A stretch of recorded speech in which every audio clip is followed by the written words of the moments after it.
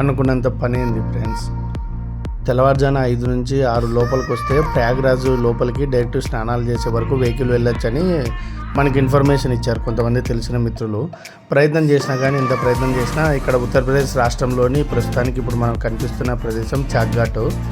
ఇక్కడ ట్రాఫిక్లో ఇరుక్కున్నా ఫ్రెండ్స్. ఇప్పుడు ప్రయాగ్రాజ్ 46 కిలోమీటర్లు కనిపిస్తుంది కదా, ఇక్కడ నుంచి ఎగ్జాక్ట్లీ నరిబరి అని ఒక విలేజ్ వస్తుంది. అక్కడ వరకు కేవలం 6 కిలోమీటర్లు జర్నీ చేయడానికి ఈ ట్రాఫిక్లో 1 అవర్ పట్టింది ఫ్రెండ్స్. దీని తర్వాత ఇంకా మన ప్రయాణం కొనసాగుతుంది అనుకోండి. ఇప్పుడు మనకు కనిపించేది ఇప్పుడు ఫర్దర్గా ఇక్కడ నుంచి మళ్ళీ ప్రయాగ్రాజ్ ఒక దాదాపు 40 కిలోమీటర్లు ఉంది. 6 కిలోమీటర్స్ జర్నీకి 1 అవర్ పట్టింది. ఈ 40 కిలోమీటర్లు ముందరికి ఇంకా చూద్దాం, ఇంకా ముందర ఏం జరుగుతుందో. Thank you friends.